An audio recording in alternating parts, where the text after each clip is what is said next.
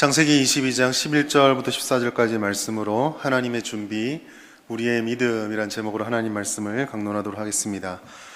작년 1월 달부터 시작된 그 아브라함에 대한 설교가 오늘 이제 마지막으로 전해드리겠습니다.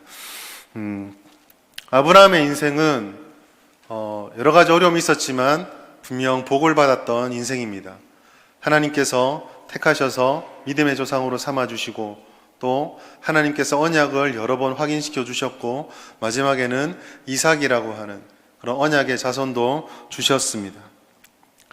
물론 그렇게 살아가는 아브라함의 인생이 쉽지만은 않았습니다. 아니, 정직하게 말하자면 어렵고 힘든 인생이었습니다. 그런데 오늘 본문의 말씀, 이 아브라함 인생에서 어떻게 보면 가장 정점이라고 할 수 있는 오늘 이 본문에서도 여전히 아브라함은 어려움 가운데 있습니다. 흔히 우리가 정점, 전성기라고 하면 모든 것이 다 잘 풀리고 어려운 것이 없는 시기라고 생각을 합니다. 그런데 오늘 아브라함의 오늘 본문에 나타나는 장면은 무엇입니까? 이삭을 번제로 바쳐야 하는 어려운 상황에 놓이게 되었습니다. 하나님으로부터 아브라함은 이해할 수도 없고 상당히 곤혹스러운 명령을 받았습니다. 이것은 아들을 바치라고 하는 이 명령은 그 무엇으로도 표현할 수 없는 끔찍하고도 잔혹한 명령입니다. 그런데 오늘 우리는 이 본문의 말씀을 통해서 이 이해할 수 없는 하나님과 아브라함 사이의 시험의 장면을 통해서 몇 가지 중요한 사실들에 대한 교훈을 발견할 수 있습니다. 첫 번째는 하나님께서 시험하셨을 때 도대체 이 시험의 의미가 무엇일까? 두 번째로는 아브라함이 그 시험에 어떻게 반응을 했을까? 세 번째는 아브라함의 그 반응을 통해서 하나님께서 무엇을 약속하고 무엇을 우리에게 알려주시는가? 이 세 가지를 오늘 본문을 통해서 하나씩 살펴보려고 합니다. 첫 번째로 하나님께서는 아브라함을 말도 안 되는 모습으로 시험하셨습니다. 시험을 좋아하는 사람이 있을까요? 시험만 생각하면 가슴이 두근두근 뛰고 그런 사람은 아무도 없겠죠. 할 수만 있으면 시험은 모두가 다 피하고 싶습니다. 저도 마찬가지입니다.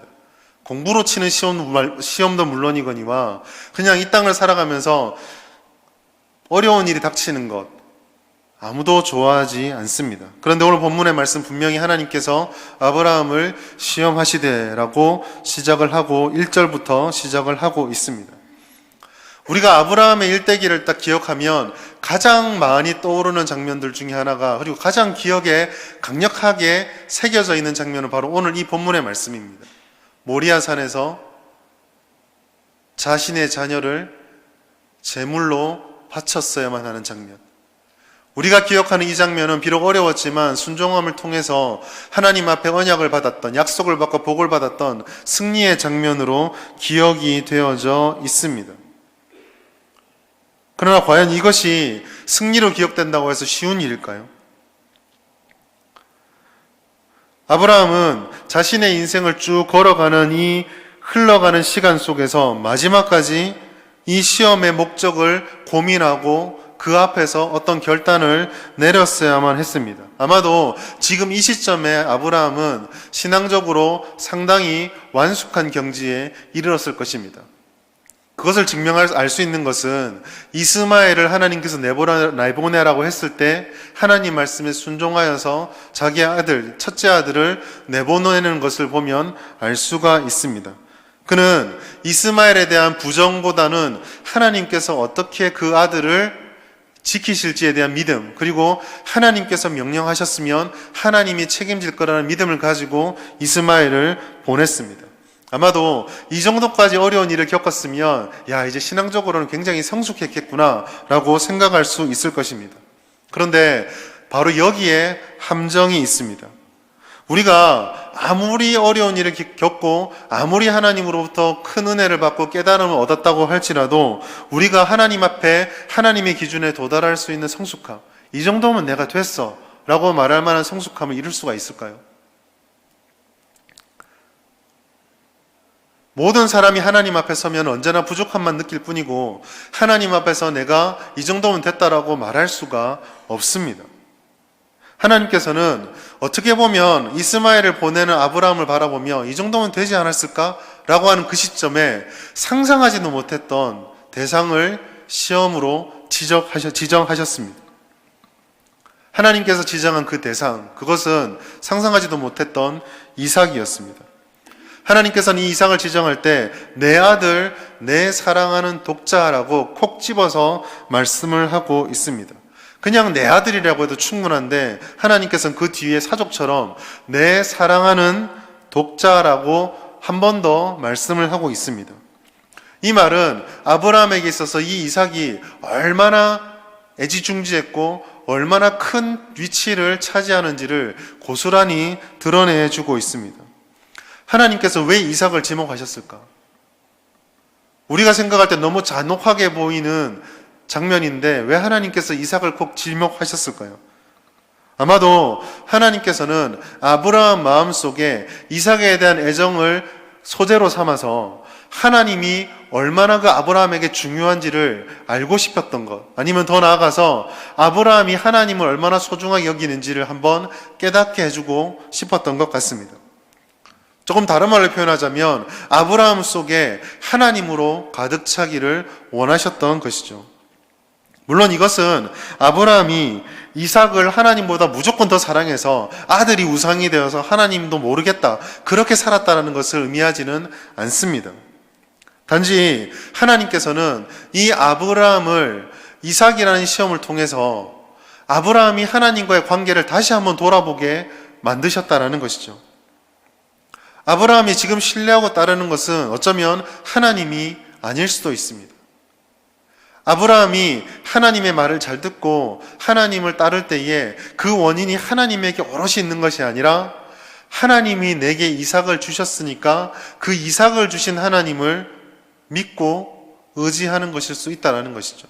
이 말은 다른 말로 표현하면은 이삭이 빠진 하나님을 과연 아브라함이 신뢰할까? 거기에 물음표가 달린다라는 것입니다. 하나님께서는 이삭이라고 하는 가장 소중한 것을 소재로 하나님과의 관계가 가장 본질이 될 수 있도록 다시 한번 아브라함을 지적하신 것이죠. 우리는 여기서 사람이 누구나 가지고 있는 연약함을 인정하고 살펴볼 수 있어야 합니다. 우리가 이 땅을 살아갈 때에 하나님으로부터 받는 것에 대해서 감사하고 감격하고 기뻐합니다. 그것을 은혜란 이름으로, 복이란 이름으로 사모하기도 하고 그것이 우리에게 찾아왔을 때 하나님께 감사의 노래를 올려드리기도 합니다. 반대로 우리의 삶에 침묵하시는 하나님을 대면하거나 혹은 정말 생각하지도 못했던 일이 우리 인생에 벌어지게 되면 꽤나 당혹스러워합니다. 내가 열심으로 기도했고 하나님이 우리의 아버지가 되신다고 하는데 어떻게 나에게 이런 일이 올 수 있을까? 하나님께서 왜 이러한 일을 내게 허락하셨을까? 하나님께서 진정한 하나님이라고 한다면 우리에게 이런 일이 찾아오지 않도록 깨닫게 하시거나 신호를 주시거나 피할 수 있게 하셔야만 하지 않을까라고 우리는 생각하고 있습니다. 그것을 하나님의 의무다라고 우리는 마음속에 은연중에 생각하고 있습니다.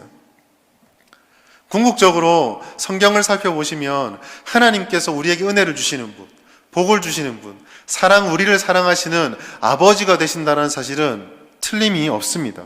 의심의 여지가 없습니다. 그런데도 우리에게 왜 이런 일이 벌어질까요?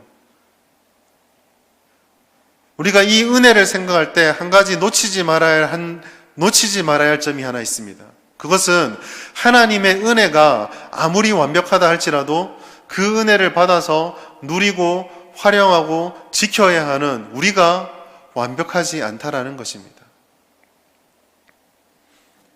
아무리 좋은 것을 우리에게 주고 아무리 완벽한 것을 우리에게 준다 할지라도 그것을 곧이곧대로 본래의 목적 그대로 사용하는 경우가 없다라는 것이죠. 우리는 오히려 하나님의 은혜조차도 올바로 깨닫지 못하고 잘못 사용할 수 있는 가능성을 충분히 가지고 있습니다. 그렇기 때문에 하나님으로부터 오는 복, 하나님으로부터 오는 은혜를 바라고 간구하는 것도 중요하지만 그만큼 우리가 신경 쓰고 고민해야 될 것은 그것을 어떻게 잘 활용할 수 있을 것인가. 우리가 그것을 받을 만한 자격으로 준비되어져 가고 만들어져야 가야 되는 그 성숙에 대해서도 고민해야 한다는 것이죠. 바로 이것이 아브라함을 시험하시는 하나님의 궁극적인 목적입니다. 아브라함이 많이 성숙했다라고 생각을 했지만 이삭이란 이름 앞에서 과연 하나님의 시험을 통과할 수 있을 것인가? 하나님께서 정말 하나님만을 사랑하는 아브라함의 마음, 그것을 볼 수 있을 것인가? 정말 아브라함이 다니엘의 친구들이 고백했던 것처럼 그리 아니하실지라도 하나님만을 사랑할 수 있을 만큼 그런 정직한 믿음을 지금 가지고 있는가? 바로 그것이 이 시험의 가장 중요한 핵심이었던 것입니다. 우리는 이와 같은 어려운 시험을 이해하기 위해서 때로는 허용이라고 하는 말을 사용을 합니다. 그런데 하나님이 허용하신다라고 할 때, 어려운 일을 허용하신다고 할 때 우리는 이 허용을 조금 잘 이해할 필요가 있습니다. 많은 사람이 하나님께서 약을 허용하신다고 할 때 그 시험이 너무 힘든 나머지 하나님께서 이런 나쁜 시도를 동의하고 동조하는 게 아닌가, 방조하고 그냥 그렇게 하라고 내버려 두시는 너무 무책임한 것 아닌가라고 생각을 합니다. 이 잘못하면은 그렇게 생각했을 때 하나님을 마치 악을 가지고 도구 삼아서 우리를 괴롭히시는 분처럼 오해할 수 있습니다. 하나님이 악한 사람이, 악한 존재가 되어버리는 것이죠. 그러나 이 허용의 진정한 의미는요, 하나님께서 우리의 연약함 때문에 유혹에 빠지고 넘어질 때에 하나님께서 그 유혹에 빠지는 사람들도 지켜주시는 하나님의 주권이 그 속에 담겨 있다는 것을 우리는 기억해야 됩니다. 즉 쉽게 말해서 하나님께서는 우리를 그 유혹과 시험을 하나님의 손 안에 꽉 움켜쥐고 우리가 거기에 넘어질 때에 그 속에 들어갈 때에 피할 길을 내어주시는 주도권을 가지고 있다. 그것이 허용성에 담겨 있는 진정한 의미입니다. 하나님의 역사를 피할 수 있는 시험은 없습니다. 하나님의 능력을 피하는 시험은 없습니다. 오직 하나님께서 그 주도권 하에서 모든 것이 다 이루어지고 있는 것이죠. 이것이 왜 중요할까요? 그것은 아브라함이 눈으로 바라볼 때는 내 아들을 바치고 죽으면 어떻게 하나? 내 아들이 이렇게 하나님의 시험 속에 들어갔을 때 이 시험이 나를 고통스럽게 하면 어떡하나? 이 시험에 실패하면 어떻게 하나? 라고 걱정할 필요가 없어진다는 것입니다. 하나님만 우리의 주인으로, 하나님만이 우리의 모든 주권을 가진 주인으로 생각한다면 하나님께서 그 피할 길을 다 내어주신다. 이스마엘 뒤에 일어날 수 없는 이삭을 주셨던 것처럼 하나님께서 그 모든 것을 주관하시고 그 하나님의 능력을 꺾을 수 있는 악은 없다라는 믿음을 가질 수 있게 된다는 것이죠. 결국 이 모든 것의 가장 중심에는 정말 내가 하나님을 하나님으로 인정하고 있는가, 그것이 자리 잡고 있다는 것입니다. 그리고 바로 이 부분이 아브라함의 인생의 여정 속에서 계속 넘어지고 걸렸던 부분이었습니다. 자기의 아내를 누이라고 속일 때에도, 가뭄이 오고 흉년이 들었을 때에 가나안에 머물지 않고 애굽으로 갈 때에도, 이삭을 기다리지 못하고 하갈을 통해서 이스마엘을 낳을 때에도 그 모든 것 중심에는 정말 하나님만을 나의 주님으로 믿는가라는 이 질문이 자리 잡고 있었다라는 것이죠. 언약이 완성된 이 시점에 하나님께서는 다시 한번 이 부분을 아브라함에게 확인시켜 줄 필요가 있었습니다. 이것은 우리에게도 동일한 질문을 던집니다. 우리가 처해 있는 여러 가지 시험과 상황과 환경들 속에서 정말 하나님의 하나님 되심을 우리는 믿고 있습니까?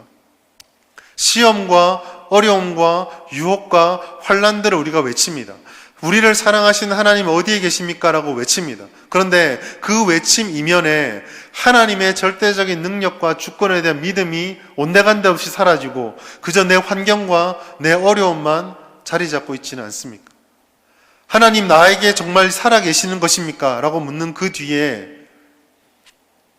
하나님의 절대적인 은혜를 불신하는 우리의 나약함이 있지 않는지를 오늘 본문 우리에게 묻고 있는 것입니다. 나는 과연 하나님을 하나님으로 인정하고 있습니까? 이삭을 바치라는 질문 뒤에 숨어 계시는 하나님의 의도 속에서 우리에게 이 질문에 대답을 요구하시는 하나님을 기억할 필요가 있습니다.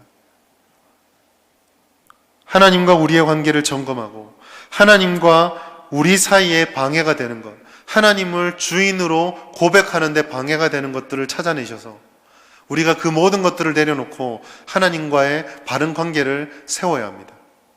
두 번째로 아브라함은 하나님의 이 말도 안 되는 시험에 순종하였다는 사실을 기억해야 합니다. 언약의 아들입니다. 하나님께서 이 아이를 통해서 후손을 이어갈 것이다라고 말씀하셨습니다.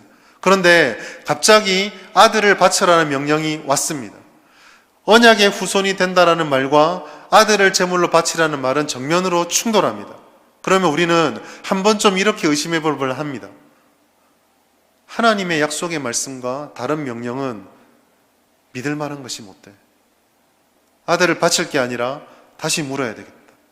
내가 지금 내 나이가 아마 이 이삭을 바칠 때쯤 아브라함은 110년 훨씬 지난 더 이상 아이를 낳을 수 없는 그런 노인이었기에 이삭을 잃어버린다는 것은 상상할 수 없었겠죠. 이 명령의 출처와 진위 여부를 충분히 고민할 수 있었을 것입니다. 그러나 오늘 아브라함의 행동은 어떻습니까? 읽진 않았지만 22장 2절, 3절, 4절 쭉 넘어가는 관계 그 기록들 속에서 아브라함이 머뭇거리거나 멈칫거렸다는 흔적은 나오지 않습니다. 이른 아침이 되어서 아이를 데리고 종들을 데리고 바로 제사를 드리기 위해서 떠나는 장면이 나타납니다. 아브라함이 선택했던 것은 의심이 아니고 되묻는 것이 아니라 순종이었습니다. 이 순종의 과정을 보면은요, 아브라함이 얼마나 이 순종에 철저했는지를 알 수 있습니다. 사흘 길을 걸어갔습니다. 하나님 참 잔인하시지 않습니까? 아들을 바치라는 명령이 얼마나 힘들겠습니까? 설령 그 마음속에 아버지의 말씀이니까 순종하겠습니다 라고 말했다 할지라도 그 마음이 얼마나 아프겠습니까? 그냥 결심했으면 그냥 그 자리에서 어떻게 결론을 내주면 좋은데 사흘 길을 걸어가랍니다. 왜 꼭 사흘 길을 가야 합니까? 사흘 길 가야지 하나님이 기뻐 받으시는 제사의 자리고 그냥 여기 계시는 하나님은 제사를 받지 못하는 무능한 하나님이십니까? 생각하기에 따라서 이 사흘 길은 하나님 어떻게 저렇게 잔인하실 수가 있지? 라는 생각을 하게 만들 수도 있습니다. 사흘 동안 아브라함이 얼마나 많은 고민을 했을까요? 아빠랑 여행 간다고 좋아가서 앞에서 팔딱팔딱 뛰어가는 이삭을 보면서 아브라함의 마음이 얼마나 억장이 무너졌을까요? 하루 일과를 마치고 저녁 맛있게 먹고 아빠 무릎에 딱 누워가지고 코 새근새근 골고 자고 있는 이삭을 보면서 아브라함이 무슨 생각을 했을까요? 아직 이틀을 더 가야 되는데. 순종의 결심을 돌이킬 수도 있고 하나님을 향해서 다시 원망할 수 있는 그 시점에도 아브라함은 묵묵히 사흘 길을 걸어갔습니다. 오히려 그는 하나님 앞에 의심하지 않고 정해진 지역이 멀리 보이자마자 자신의 행동을 제지할 수 있는 종들을 다 남겨두고 아들만 데리고 그 산을 올라갑니다. 우리가 이런 극단적인 상황이 우리에겐 잘 발생하지 않을 것입니다. 그렇지만 이 아브라함의 순종의 모습을 통해서 우리는 순종의 몇 가지 특징을 발견할 수 있습니다. 첫 번째로 아브라함이 이렇게 말도 안 되는 순종을 할 수 있었던 이유는 아까 첫 번째 말씀드렸던 것처럼 하나님과의 관계에 기반해서 행동했기 때문입니다. 아브라함은요, 바보가 아닙니다. 그리고 아브라함은 결단력도 대단한 사람이었습니다. 바로와의 관계 속에서 자기의 목숨을 지키기 위해서 무엇이 필요할지 현실적으로 바로 파악을 했습니다. 그 대안이 무엇입니까? 아내를 누이라고 속여버리는 것입니다. 보통 웬만한 남편들이 자기 아내를 보고 당신 내 누이라 하세요. 쉽지 않죠. 그런 아브라함은 그것을 판단하고 결단할 수 있는 사람입니다. 그러나 그런 인생의 여정을 걸어가면서 아브라함이 철저하게 깨달았던 것은 내 인생을 주관하시는 하나님이 나를 버려두지 않으시고 하나님을 의지할 때만이 모든 인생의 길이 열린다는 것을 그는 인생을 통해서 배웠습니다. 그 마지막 정점이 이삭이었습니다. 그래서 아브라함은 그 믿음에 기반해서 아들을 바치겠다는 순종에 결단했습니다. 이것을 히브리서 기자는 이렇게 말씀하고 있습니다. 히브리서 11장 17절부터 19절까지 말씀 같이 한번 읽어보겠습니다. 시작. 아브라함은 시험을 받을 때에 믿음으로 이삭을 드렸으니 그는 약속들을 받은 자로되 그 외아들을 드렸느니라.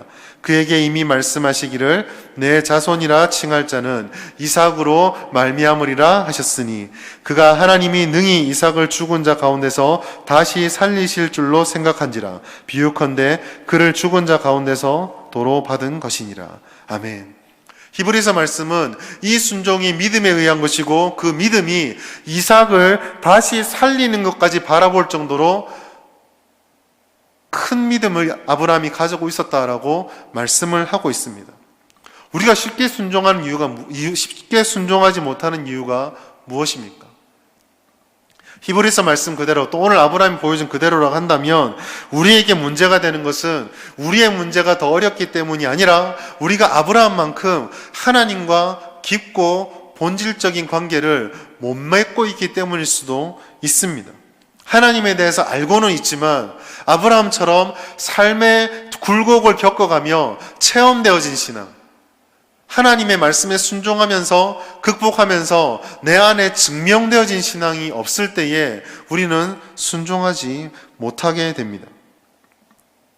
문제가 얼마나 심각하냐, 그 문제 앞에서는 우리가 얼마나 연약하냐, 그리고 그 문제 앞에 나를 비춰볼 때 얼마나 두렵고 떨리느냐라고 하는 것은 결국 하나님이 이 문제를 이길 수 있는 분인가에 대한 그 믿음에 걸려있는 것이죠. 따라서 우리가 순종을 하기 위해서는 내가 순종할 수 있는 의지를 기르는 게 먼저가 아니라 그 순종의 능력의 근원이 되는 하나님과의 깊은 관계를 맺기 위해서 힘을 써야 됩니다. 예배를 통해서, 말씀을 통해서, 기도를 통해서는 기본이고요. 그 한 절의 말씀과 한 번의 깨달음과 하나님과 동행하는 순종의 삶이 작은 것에서부터 하나씩 이루어져야 한다라는 것입니다. 우리의 욕망을 꺾고 우리의 바람을 꺾고 하나님의 음성이 들려질 때 작은 것에서부터 실천하는 순종의 훈련이 우리에게 있어야 합니다. 두 번째로 이 순종의 훈련 속에서 하나님께서 우리에게 순종하라 말씀을 주실 때가 있어요. 그럴 때 우리에게는 하나님 앞에 망설이지 않고 결단하는 의지의 훈련도 필요합니다. 그러기 위해서는 순종을 방해하는 제거물들을 찾아서 제거하는 데 힘써야 됩니다. 그 방해물들은 여러 가지가 있습니다. 어떤 것은 우리의 성숙하지 못한 신앙도 있습니다. 때로는 우리의 현실이, 그 현실의 문제가 너무 커서 우리의 순종을 방해하기도 합니다. 더 나아가서 나만 손해보는 것이 아닌가라는 의심과 불신도 우리의 순종을 가로막고 있습니다. 이러한 모든 것들이 과연 하나님의 능력을 앞지르지 못한다는 것을 알기 위해서 우리는 말씀에 깨어있고 기도에 깨어있어야 합니다. 하나님의 뜻을 알고 그의 신실하심과 한결같으심을 붙잡고 믿어야 합니다. 물론 우리가 그런 결심을 하고 장애물들을 깨달았다고 해서 순종하는데 모든 방해가 사라질까요? 그렇지 않습니다. 우리가 그런 장애물들을 제거해 간다고 하더라도 그 장애물들은 다시 우리 앞에 나타나게 될 것입니다. 아니, 오히려 순종을 통해서 우리가 하나님의 은혜 가운데 들어가는 것을 싫어하는 사단은 상상하지도 못했던 길과 상상하지도 못했던 것들로 우리의 순종을 끊임없이 시험할 것입니다. 하나님 앞에 순종을 결단하지만 그 순종의 끝에 우리에게 무엇이 주어질지조차 우리는 모를 때도 많이 있습니다. 그러나 사랑하는 여러분, 이러한 모든 것들이 우리의 눈앞을 안개같이 가린다 할지라도 순종은 이런 것들을 가지고 하는 것이 아닙니다. 우리에게 주어지는 결과가 확실해야 순종할 수 있다. 그것은 거래죠. 물건을 사고 팔 때 그렇지 않습니까? 내가 10,000원을 주면 10,000원짜리를 확실히 얻을 수 있다. 그거는 걱정할 바가 아니죠. 그럼 순종은 무엇을 가지고 하는 것인가? 이러한 믿음의 단련과 연단을 통해서 순종을 할 때 순종을 가능하게 하는 것은 내가 어떤 과정을 겪을 것이다에 대한 예측도 아니고요. 내가 이 순종 끝에 무엇을 받을 것이다라는 결과물에 대한 확신도 아닙니다. 순종을 가능하게 만드는 것은 우리가 의지적으로 하나님께 나아갔을 때에 하나님께서 우리 아버지다라는 것, 하나님께서 변함없는 분이다라는 것, 하나님을 이길 수 있는 것은 아무것도 없다라는 것, 하나님의 뜻만이 이루어질 것이다라는 그 확신이 우리를 순종하게 만듭니다. 그 확신 때문에 가시밭길도 걸어가고 그 확신 때문에 내 손에 지금 뭐가 쥐어지는지 모르면서도 순종할 수 있게 되는 것이죠. 영적 전쟁 속에서 사단은 이 순종과 순종의 과정과 순종의 결과를 우리로부터 사라지게 만들기 위해서 자신이 쓸 수 있는 모든 방법과 열정을 동원합니다. 안 그래도 사단이 영적인 존재라서 상대하기가 껄끄럽지 않습니까? 그런데 이 열망조차 하나님을 못 만나게 하겠다는 열망조차 하나님을 만나려는 우리의 열망보다 강하다고 한다면 우리는 사단과의 영적 전쟁에서 필패입니다.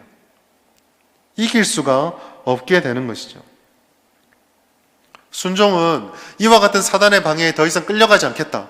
하나님이 나를 결코 놓치지 않는다라는 그 믿음을 내가 잃어버리지 않겠다. 그 결단을 가지고 나아가는 것입니다.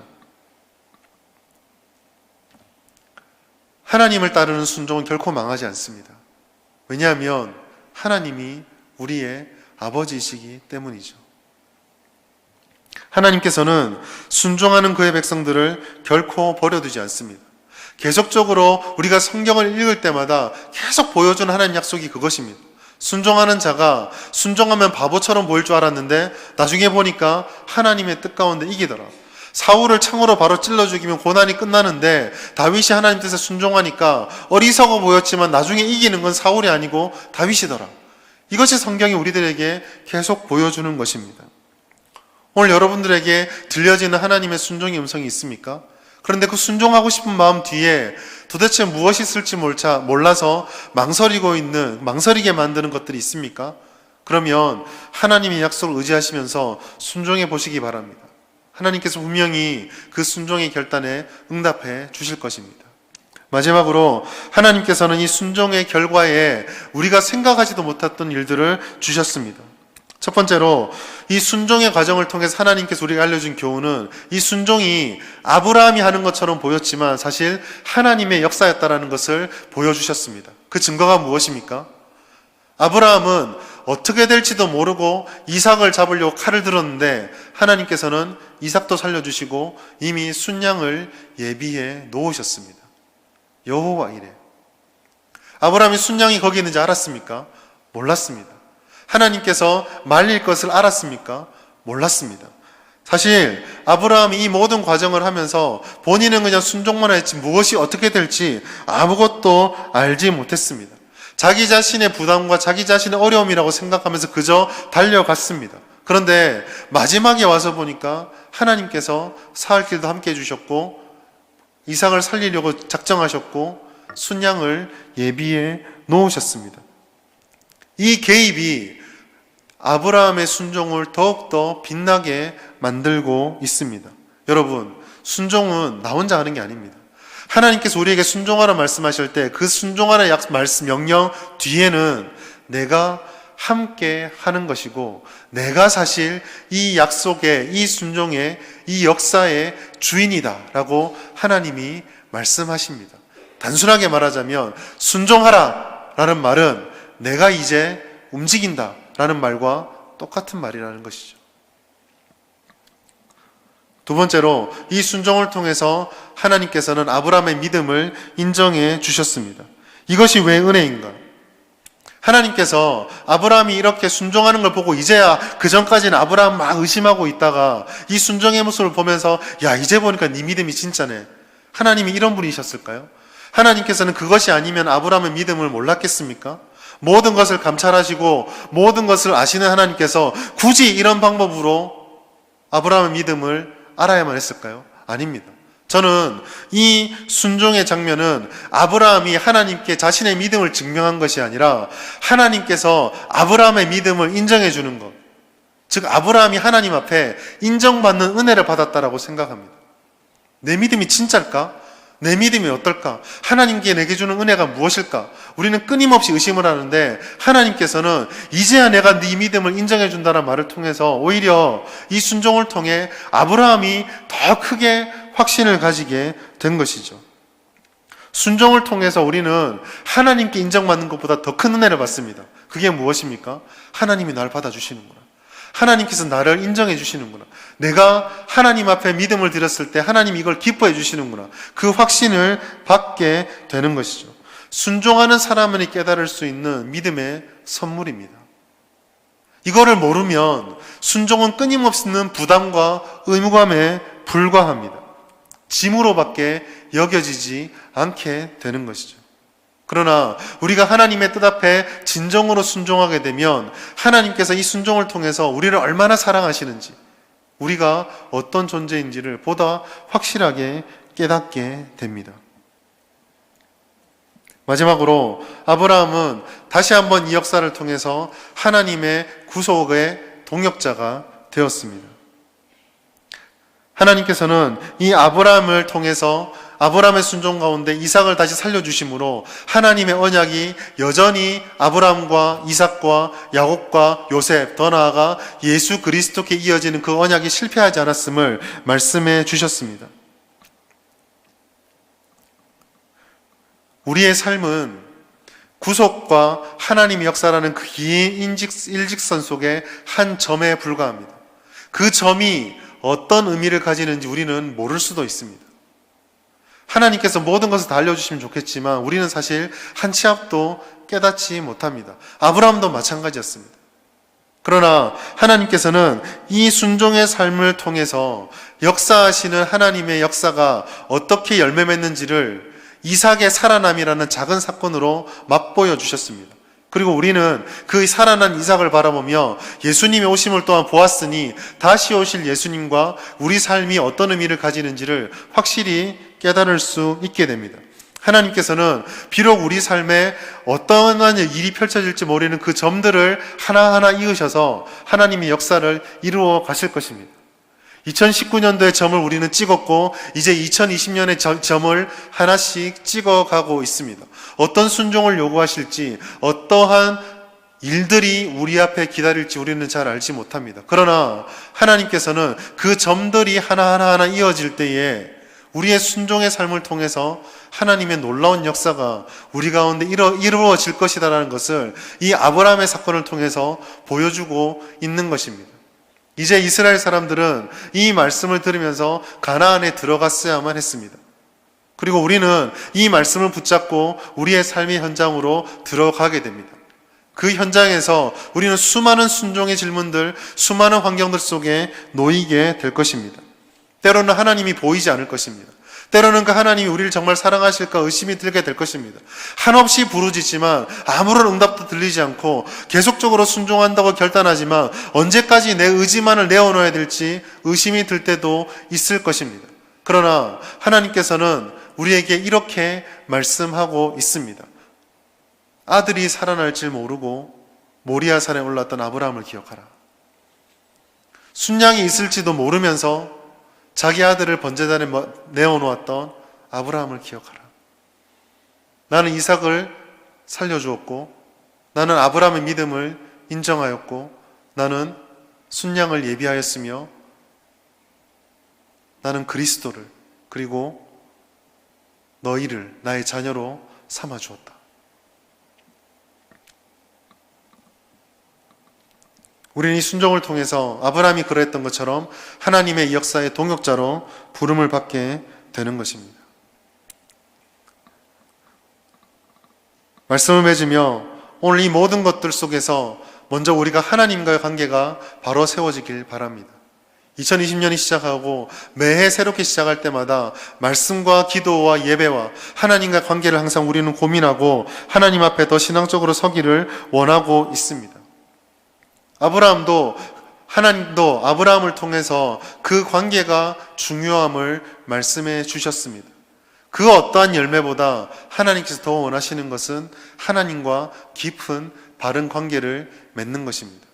아무리 좋은 것을 준다 할지라도 우리의 자녀가 아무리 좋은 성적을 얻고 아무리 좋은 직장을 얻는다 할지라도 1년이 지나도 나와 대화 한번 하지 않는다면 좋은 직장을 가고 좋은 성적을 얻고 그게 무슨 의미가 있습니까? 하나님과의 관계라는 이 질문 앞에서 아브라함은 모범 답안을 내어놓았습니다. 아무것도 모를 때에 의심이 들고 어려울 때에 순종하였던 아브라함. 그는 이 순종을 통해서 하나님과의 더 깊은 관계를 맺었고 이삭도 얻었으며 하나님께 주셨던 영원한 언약을 다시 한번 확증받게 되었습니다. 사랑하는 성도 여러분, 순종은 분명 험난한 길입니다.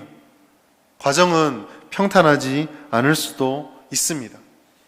하나님께서 가나안 땅을 약속해 주셨지만 이스라엘 땅 사람들이 가나안에 들어갈 때에 아무런 어려움이 없었던 것은 아닙니다. 오랜 세월 동안 그들은 정복 전쟁을 치루어야만 했습니다. 그러나 그 과정이 아무리 힘들다 할지라도 순종은 가치 있는 일입니다. 왜냐하면 하나님께서 약속하셨기 때문에 그 순종을 통해서 반드시 하나님의 뜻을 이루실 것이기 때문입니다. 우리에게 단지 필요한 것이 하나가 있다면 모든 의심과 우리의 연약함을 하나님께 맡겨드리고 하나님 앞에 순종하기를 힘쓰는 것 뿐입니다. 흔들릴 때마다 주님의 약속의 믿음의 말씀을 붙잡고 믿음을 지켜갑시다.